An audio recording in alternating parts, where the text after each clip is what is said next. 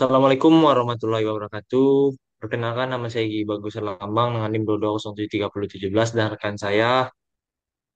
Ramai Dayat dengan NIM 22073112.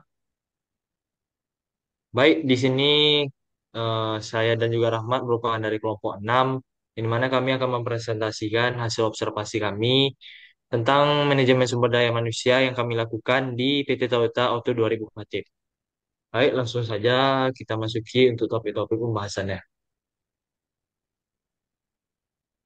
Oke, yang pertama itu terdapat daftar isi, di mana daftar isi ini terdiri dari latar belakang, tujuan observasi, manfaat observasi, dan profil perusahaan.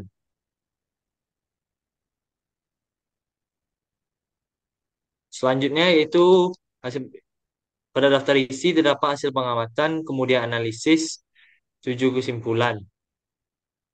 Baik, lanjut. Dan baik, untuk latar belakang observasi ini yaitu sumber daya manusia atau SDM merupakan elemen krusial yang berperan sebagai aset utama dalam setiap organisasi atau perusahaan. Kualitas serta kemampuan SDM dalam menjalankan peran dan tanggung jawabnya sangat berpengaruh terhadap tercapainya tujuan organisasi. Oleh karena itu, pengelolaan SDM secara optimal dan strategis menjadi faktor penentu keberhasilan suatu organisasi.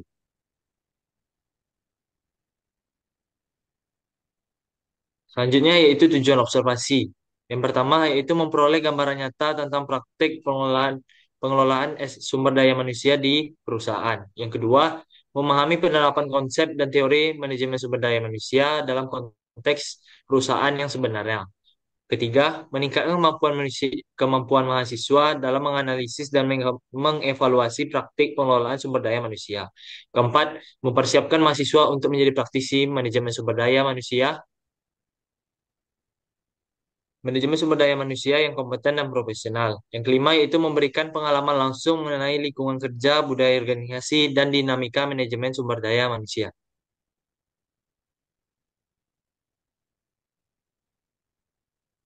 Selanjutnya itu manfaat observasi. Yang dimana manfaat observasi ini yaitu yang pertama, memberikan gambaran nyata terkait praktik pengelolaan sumber daya manusia di perusahaan. Yang kedua, mahasiswa dapat memahami penerapan konsep dan teori manajemen sumber daya manusia dalam konteks perusahaan yang sebenarnya. Yang ketiga, mahasiswa dapat meningkatkan kemampuan mahasiswa dalam menganalisis dan mengevaluasi praktik pengelolaan sumber daya manusia. Yang keempat, mahasiswa dapat mempersiapkan mahasiswa untuk menjadi praktisi manajemen sumber daya manusia yang kompeten dan profesional. Yang kelima, mahasiswa mendapatkan hasil observasi hasil dapat menjadi sumber data dan referensi untuk penyusunan tugas atau laporan terkait manajemen sumber daya manusia.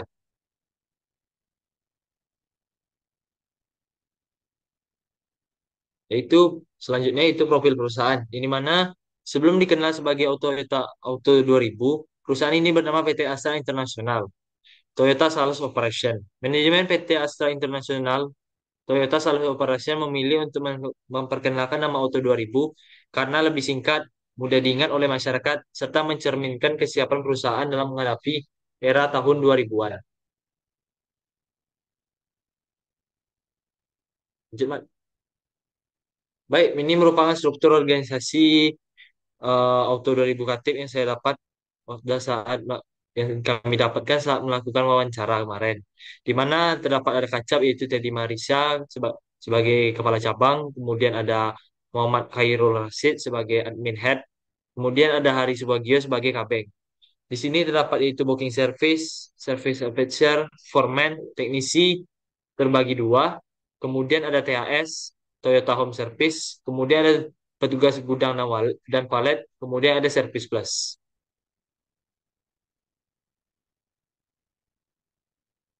Baiklah, di sini kami akan menjabarkan hasil pengamatan praktek MSDM yang kami dapatkan. Yang pertama, managing HR atau manajemen HR. Ini mana saat kami melakukan wawancara dengan pertanyaan tantangan apa saja yang dihadapi oleh tim HR dalam mengelola karyawan. Yaitu jawabannya ketidakcocokan antara soft skill dan skill yang diinginkan oleh perusahaan dan kurangnya informasi. Yang kedua yaitu job analysis atau analisis pekerjaan. Di mana pertanyaannya, bagaimana proses analisis jabatan dilakukan di perusahaan ini?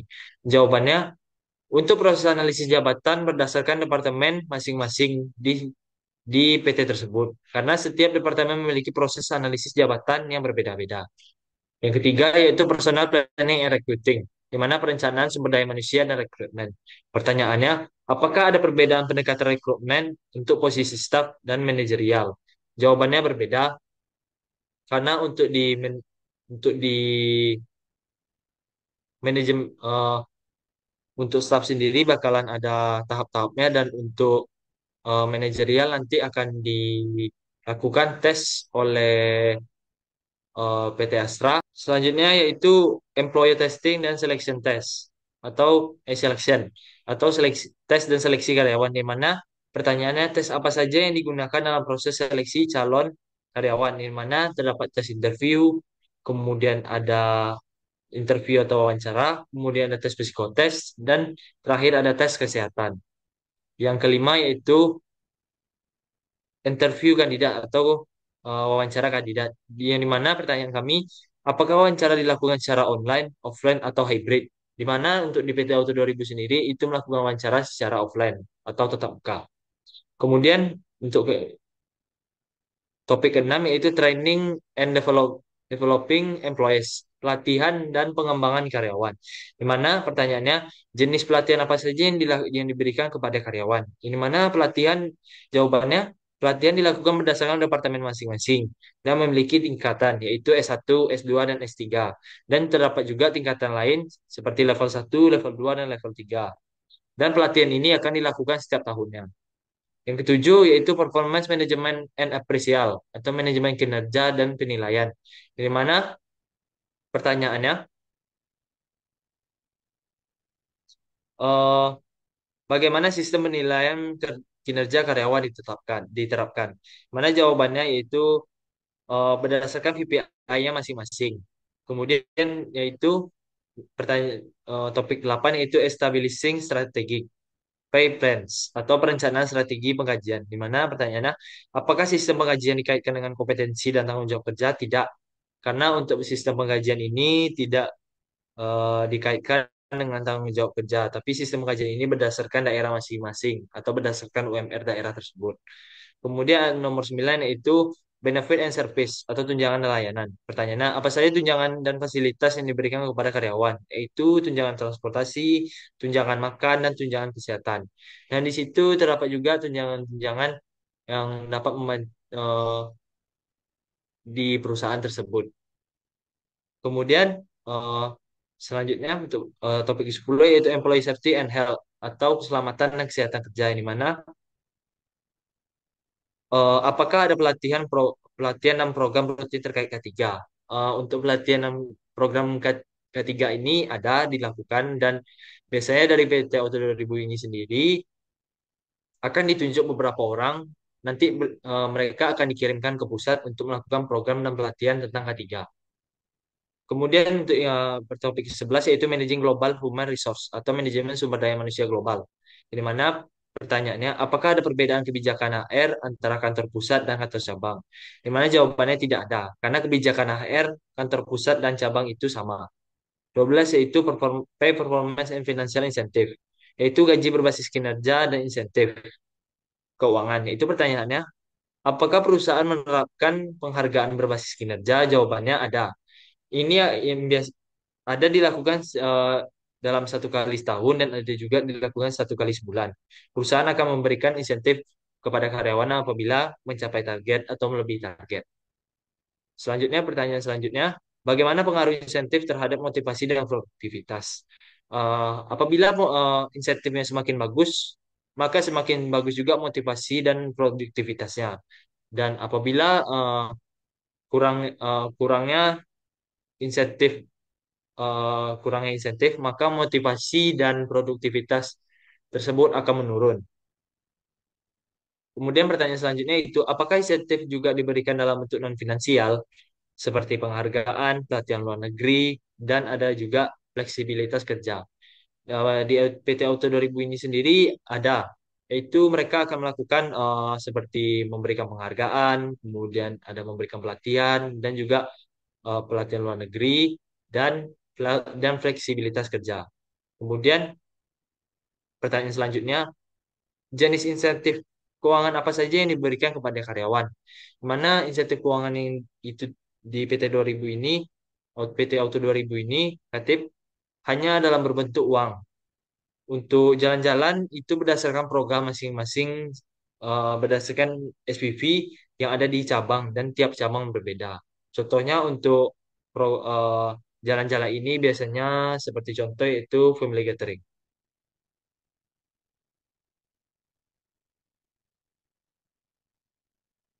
Baik, selanjutnya saya berikan kepada Rahma Hidayat.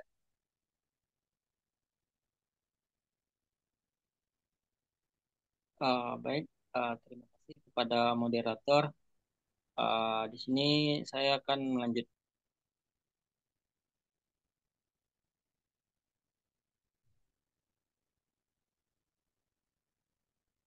Suara mat, mati. Suara Rahmat ada.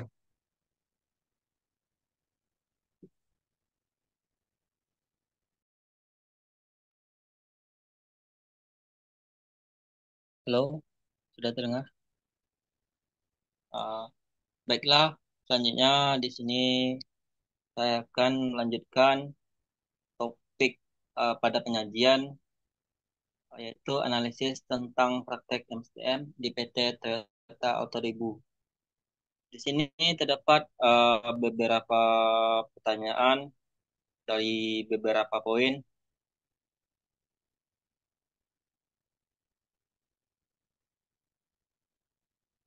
Eh, Maksudnya di sini ada beberapa materi. Pertama tuh ada managing HR atau manajemen HR.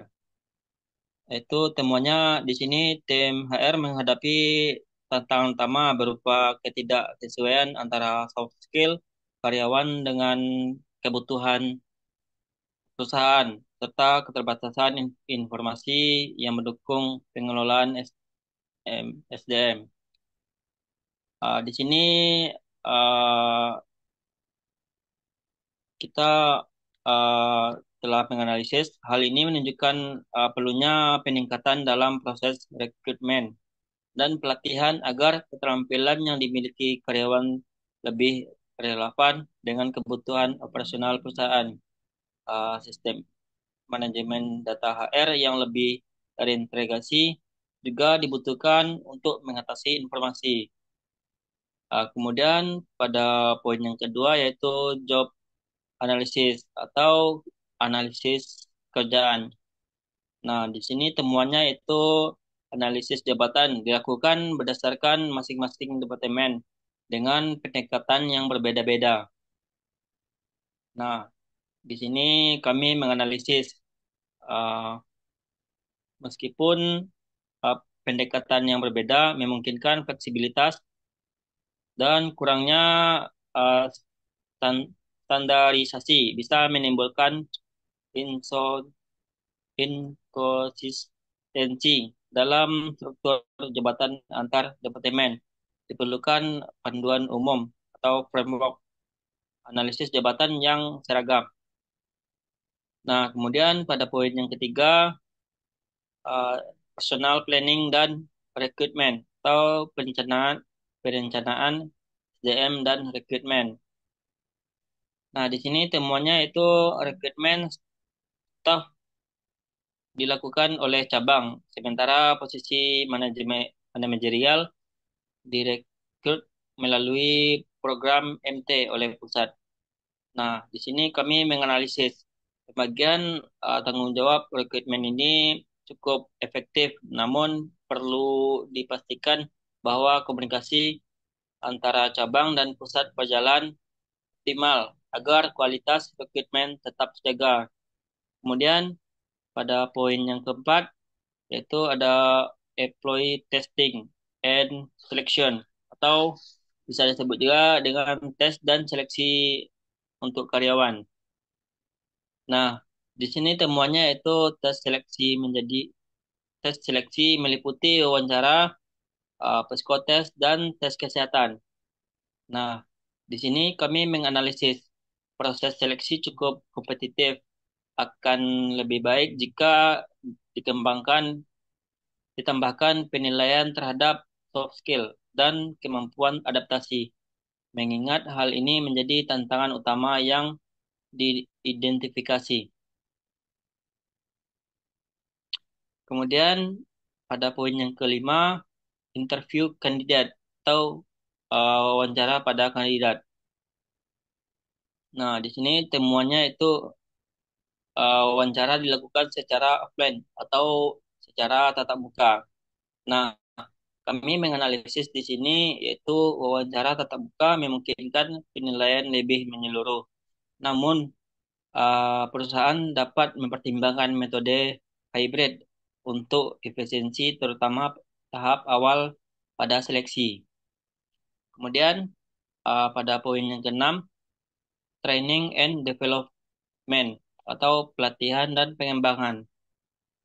Nah, di sini temuannya itu pelatihan dilakukan tahunan berdasarkan tingkatan dari S1 sampai S3 dan dari level 1 dan sampai level 3 disesuaikan dengan departemen. Nah, berdasarkan dari analisis kami, sistem pelatihan ini menunjukkan struktur yang lebih baik, tapi perlu dievaluasi berkala untuk memastikan efektivitas pelatihan terhadap peningkatan kompetensi karyawan.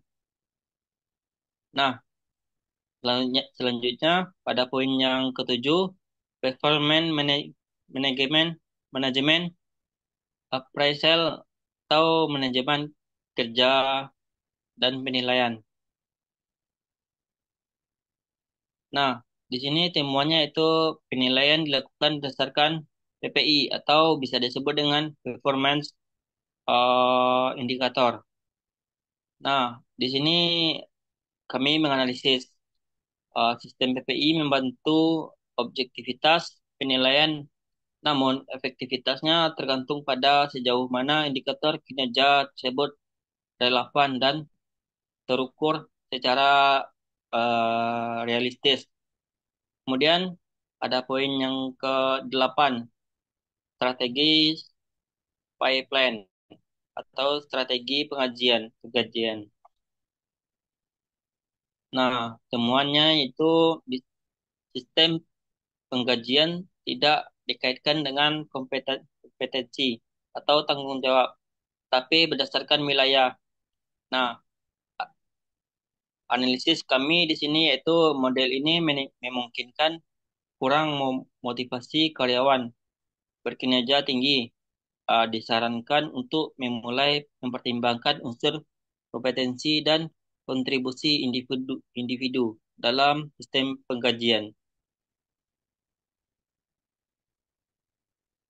Nah, kemudian pada poin yang ke-9, benefit and service atau tunjangan dan layanan.